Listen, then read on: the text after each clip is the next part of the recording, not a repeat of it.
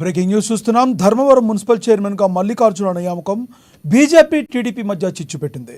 వైసీపీకి అనుకూలంగా పనిచేశారనే ఆరోపణలు ఉన్న ఆయన్ను మళ్లీ నియమించారని టీడీపీ కార్యకర్తలు భగ్గుమంటున్నారు. ఆయనకు అనుకూలంగా మంత్రి సత్యన కుమార్ మాట్లాడటంతో బీజేపీ ఆఫీస్ ఎదుట ధర్నా చేశారు.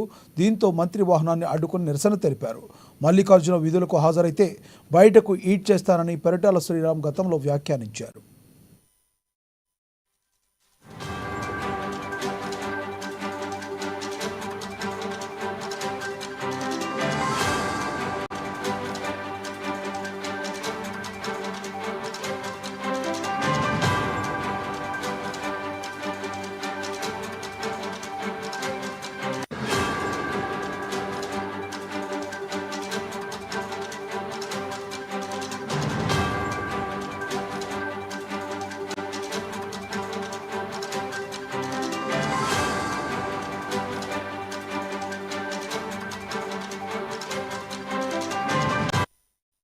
ధర్మవరం మున్సిపల్ చైర్మన్గా మల్లికార్జున నియామకం బీజేపీ టీడీపీ మధ్య చిచ్చుపెట్టింది.